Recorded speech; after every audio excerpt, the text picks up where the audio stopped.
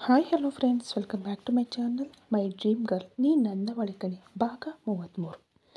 ಏನಿದು ತಾರಕ್, ನಾನು ನಿಮ್ಮನ್ನು ಫ್ರೆಶ್ ಆಗಲು ಹೋಗಿ ಎಂದಿದ್ದೆ ತಾನೆ ಎಂದಳು ಕೋಪವನ್ನು ಮರೆಮಾಚಿ ಕೃತಕನ್ನಗೆಯನ್ನು ಮುಖದ ಮೇಲೆ ತಂದುಕೊಂಡು. ನೋ ಬೇಬಿ, ನೀನು ನನಗೆ ಶವರ್ ಮಾಡಿಸಿದರೆ ಆಗಲೇ ನಾನು ಮಾಡುವುದು ಎಂದನು ಅವಳ ಕುತ್ತಿಗೆಯ ಮೇಲೆ ಒದ್ದೆ ಮುತ್ತುಗಳನ್ನು ಒತ್ತುತ್ತಾ. ಸಾಹಿತ್ಯ ಕಣ್ಣುಗಳನ್ನು ದೊಡ್ಡದು ಮಾಡಿ, ನಾನು ನಿಮಗೆ ಸ್ನಾನ ಮಾಡಿಸಬೇಕೇ ಎಂದು ಜೋರಾಗಿ ಕೇಳಿದಳು. ಹಾ ಬೇಬಿ, ನೀನೇ.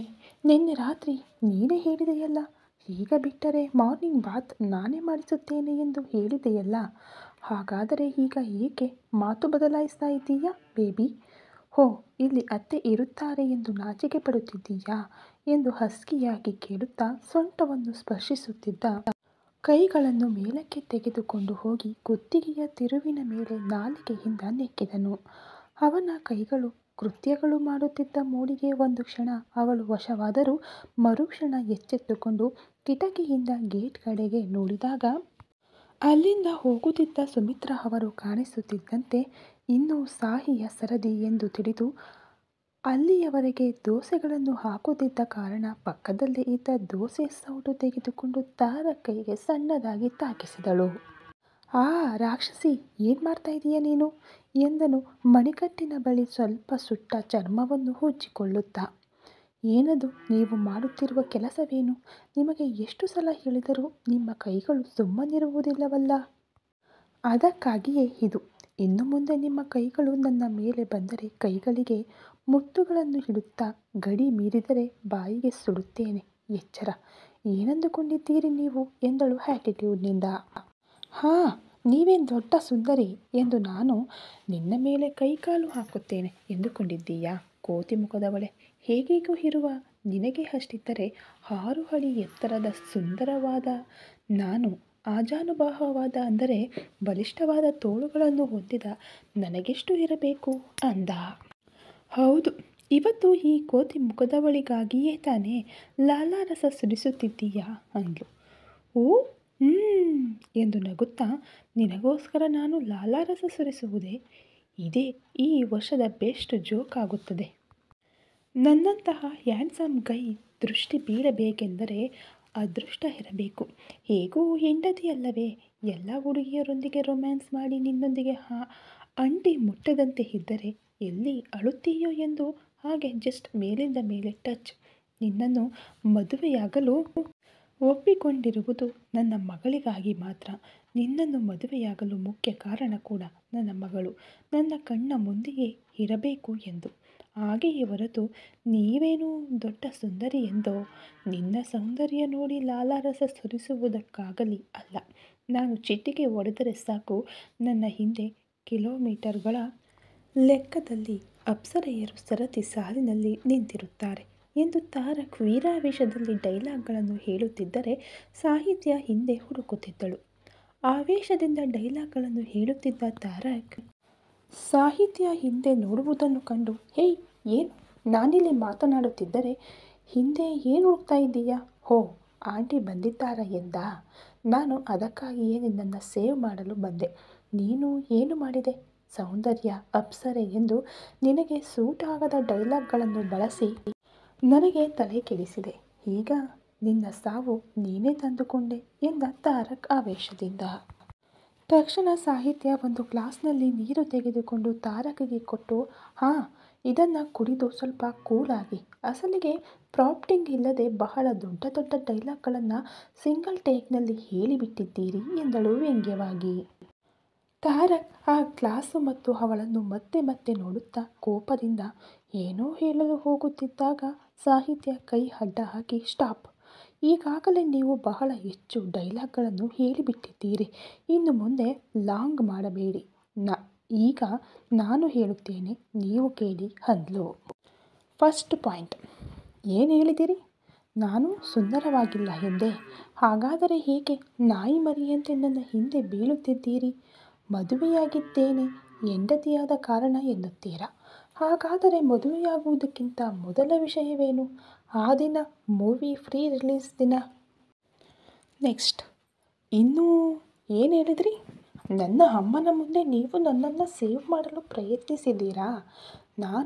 ನನ್ನನ್ನು ಸೇವ್ ಮಾಡಿಕೊಳ್ಳಲು ಆಗುವುದಿಲ್ಲ ಎಂದು ನಿಮ್ಮ ಹೆಲ್ಪ್ ಕೇಳಿದ್ದೇನೇನಾದರೂ?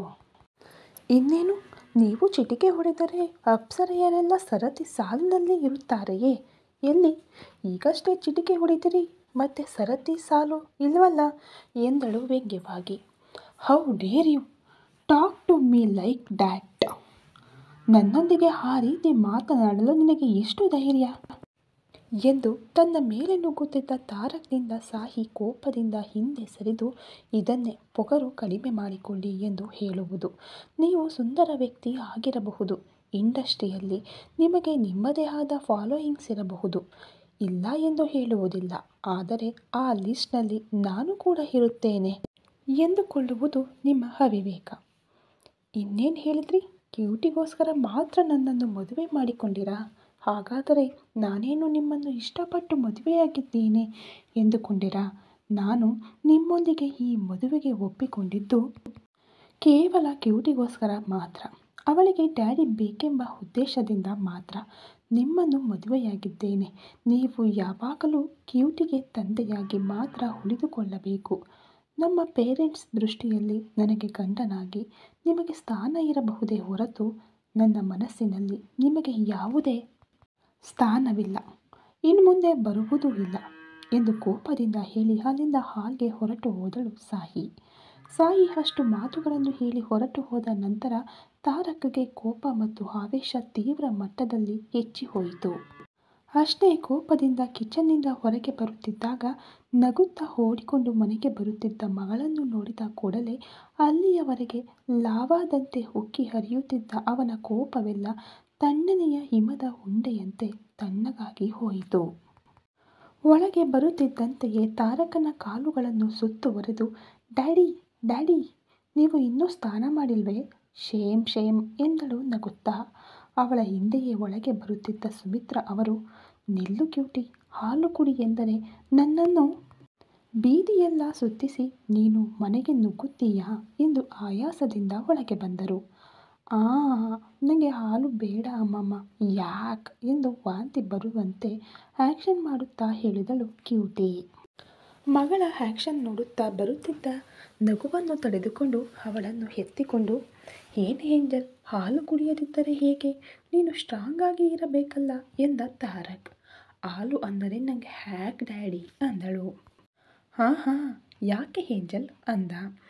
ಇವಳು ಸಾಹಿಯ ಹಾಗೇನೆ ಅಳಿಯಂದ್ರೆ, ಅವಳು ಕೂಡ ಹಾಲು ಕುಡಿ ಎಂದರೆ ಕುಡಿಯುತ್ತಿರಲಿಲ್ಲ ಚಿಕ್ಕವಳಿದ್ದಾಗ, ಈಗಲೂ ಕೂಡ ಹಾಲು ಅಂದರೆ ಸಾಕು ಓಡಿ ಹೋಗುತ್ತಾಳೆ ಎಂದು ಹೇಳಿದರು ಸುಮಿತ್ರಾ ಅವರು. ಓ, ಇದು ಅವಳ ಅಭ್ಯಾಸವೇ?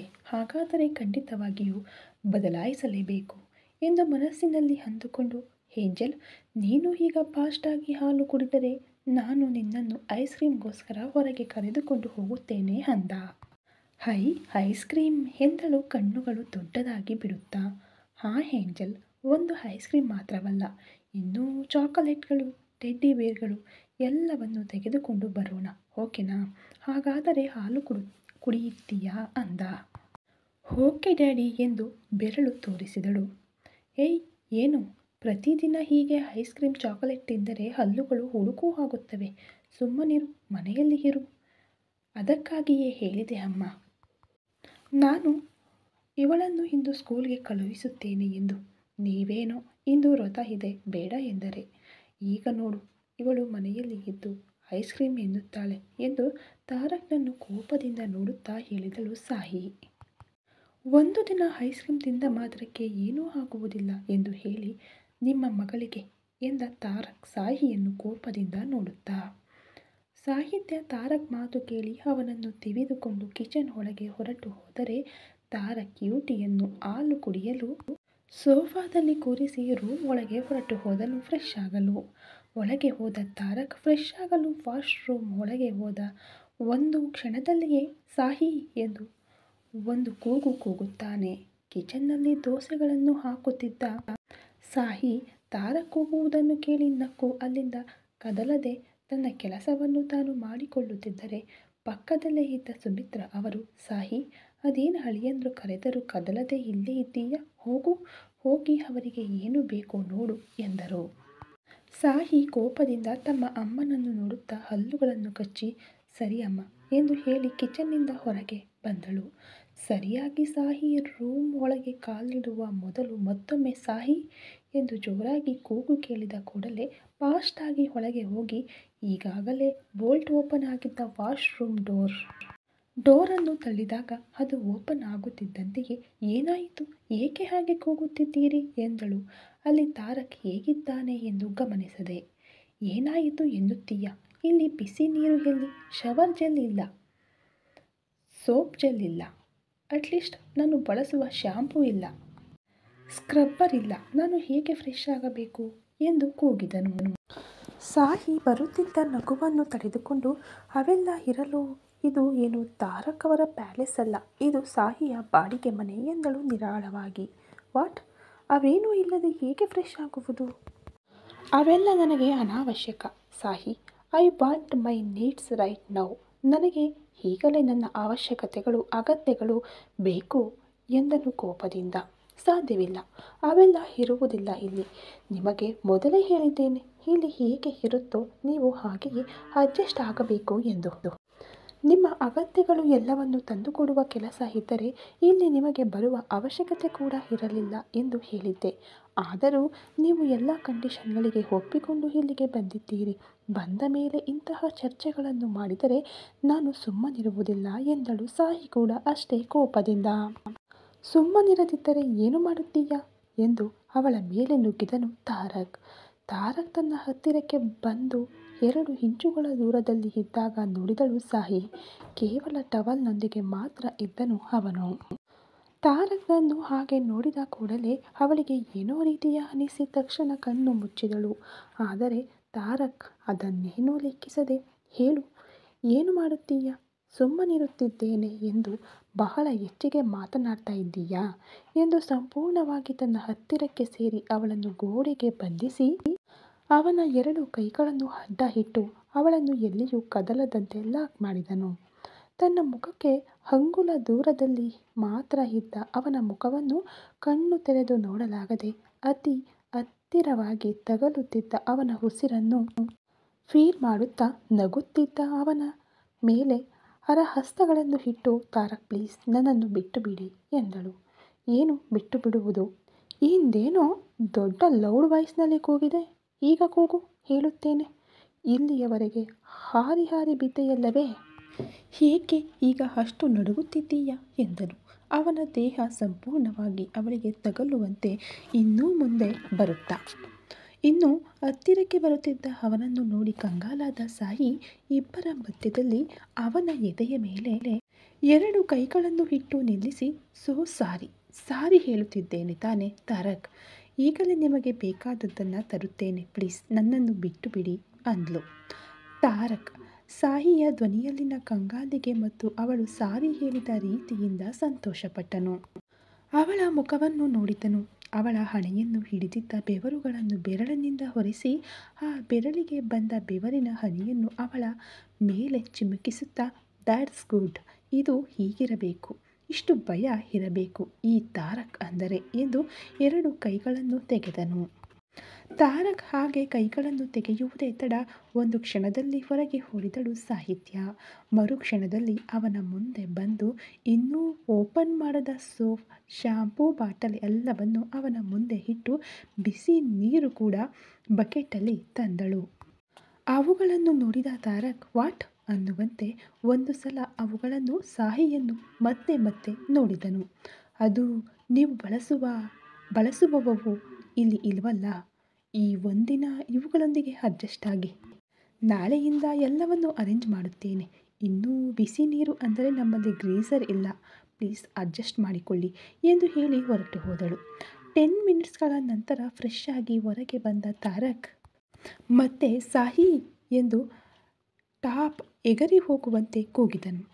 ಮತ್ತೆ ಏನು ಬೇಕು ಎಂದು ವಿಷಾದದಿಂದ ಬಂದು ಏನು ಎಂದು ಕೇಳಿದಳು ಸಾಹಿ. ಏನು ವಿಷಾದ ಮಾಡ್ತಾ ಇದ್ದೀಯಾ ಅಂದ. ನಾನೇನು ವಿಷಾದ ಮಾಡುತ್ತಿಲ್ಲ, ಏನು ಬೇಕೋ ಹೇಳಿ ಅಂದ್ಲು. ಇದೇನು ನನ್ನ ಬಟ್ಟೆಗಳೆಲ್ಲ ಇನ್ನೂ ಬ್ಯಾಗ್ನಲ್ಲಿಯೇ ಇವೆ, ನಿನ್ನೆ ಬಂದ ಕೂಡಲೇ ಬ್ಯಾಗ್ನಿಂದ ಬಟ್ಟೆಗಳನ್ನೆಲ್ಲ ತೆಗೆದು ಕಬೋರ್ಡ್ನಲ್ಲಿ ಇಡಬೇಕು ಎಂದು ಗೊತ್ತಿಲ್ಲವೇ? ನಾನು ಸ್ಥಾನಕ್ಕೆ ಹೋಗಿ ಬರುವಷ್ಟರಲ್ಲಿ ಡ್ರೆಸ್ ತೆಗೆದಿಡಬೇಕು ಎಂದು ಗೊತ್ತಿಲ್ಲವೇ? ಇವೆಲ್ಲ ಏನೂ ಮಾಡದೆ ಹೊರಟು ಹೋದೆಯಲ್ಲ.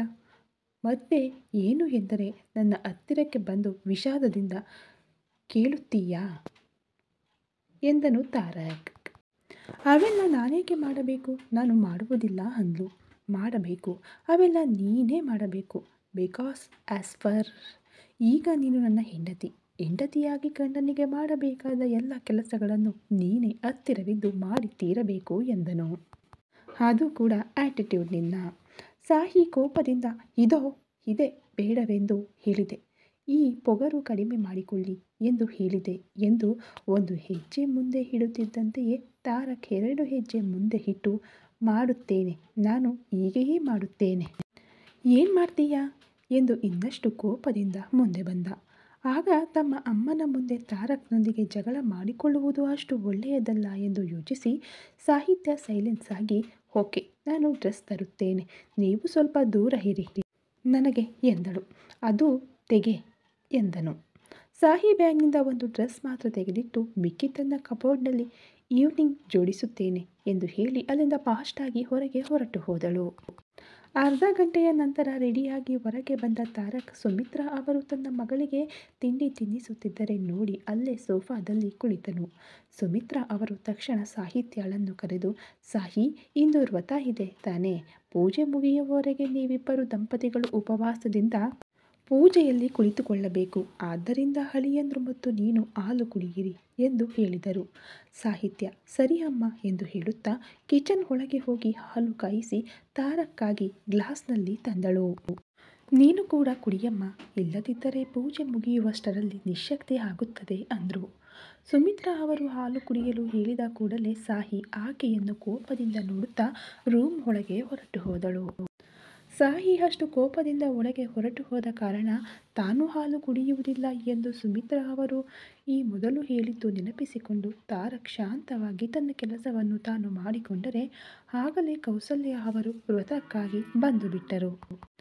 ಫಲಕರಿಸುವಿಕೆಗಳು ಮುಗಿದ ನಂತರ ಪೂಜೆ ಎಷ್ಟು ಗಂಟೆಗೆ ಶುರು ಮಾಡೋಣ ಎಂದು ಕೌಸಲ್ಯ ಅವರು ಕೇಳಿದಾಗ ತಾನು ಟೈಮ್ ಹೇಳಿ ಇನ್ನೂ ಅರ್ಧ ಗಂಟೆ ಟೈಮ್ ಇದೆ ಎಂದ ಕೂಡಲೇ ದೊಡ್ಡವರು ಪೂಜೆ ವ್ಯವಸ್ಥೆಗಳನ್ನು ಮಾಡುವುದರಲ್ಲಿ ತೊಡಗಿದರು. ಈ ಮಧ್ಯೆ ತಾರಕ್ ಮಗಳನ್ನು ಕರೆದುಕೊಂಡು ಹೊರಗೆ ಹೋಗುತ್ತಿದ್ದರೆ ಕೌಸಲ್ಯ ಅವರು ಕರೆದು, ತಾರಕ್ ಎಲ್ಲಿಗೆ ಹೋಗ್ತಾ ಇದ್ದೀಯಾ? ಈಗ ಇನ್ನೊಂದು ಅರ್ಧ ಗಂಟೆಯಲ್ಲಿ ವ್ರತ ಇದೆ, ನೀನು ಹೊರಗೆ ಎಲ್ಲಿಯೂ ಹೋಗಲು ಅವಕಾಶ ಇಲ್ಲ ಅಂದರು. ಮಾಮ್ ಕ್ಯೂಟಿ ಐಸ್ ಕ್ರೀಮ್ ಬೇಕೆಂದಳು. ಹಾಗೆ ಹೊರಗೆ ಹೋಗಿ ಬರುತ್ತೇನೆ ಎಂದು ಹೇಳಿದನು. ಈಗ ಏನೂ ಬೇಡ, ಇರಲಿ, ಬೇಕಿದ್ದರೆ ವ್ರತ ಮುಗಿದ ನಂತರ ಈವ್ನಿಂಗ್ ಟೈಮ್ನಲ್ಲಿ ಹೋಗುವೆಯಂತೆ. ಹೀಗೆ ಬಾ, ನಿನ್ನೊಂದಿಗೆ ಸ್ವಲ್ಪ ಮಾತನಾಡಬೇಕು ಎಂದು ಅವನನ್ನು ಕರೆದುಕೊಂಡು ರೂಮ್ ಒಳಗೆ ಹೋದರು ಕೌಸಲ್ಯ ಅವರು.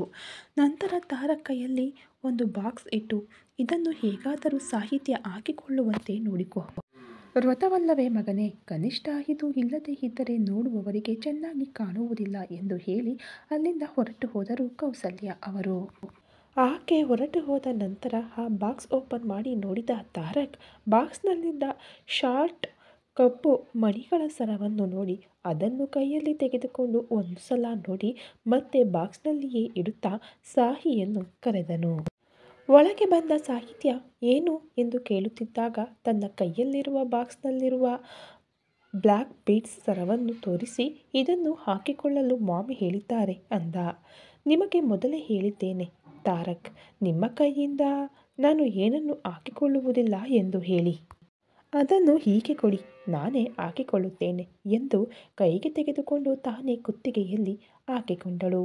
ಅದು ಹಾಕಿಕೊಂಡು ಅಲ್ಲೇ ಇದ್ದ ಕನ್ನಡಿಯಲ್ಲಿ ನೋಡಿಕೊಂಡು ಹುಕ್ ಹಾಕಲು ಟ್ರೈ ಮಾಡುತ್ತಿದ್ದರೆ ಅದು ಸರಿಯಾಗಿ ಸಿಕ್ಕದೆ ಕಷ್ಟಪಡುತ್ತಿದ್ದಳು ಸಾಹಿ.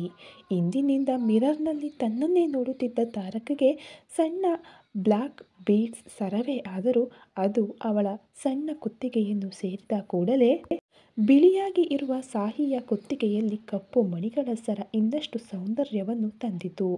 3 ನಿಮಿಷಗಳಿಂದ ಆ ಹುಕ್ ಸಿಗದೆ ಕಷ್ಟಪಡುತ್ತಿದ್ದ ಸಾಹಿತ್ಯಳನ್ನು ನೋಡಿ, ಕ್ಯಾನ್ ಐ ಎಂದು ಕೇಳಿದನು ತಾರಕ್.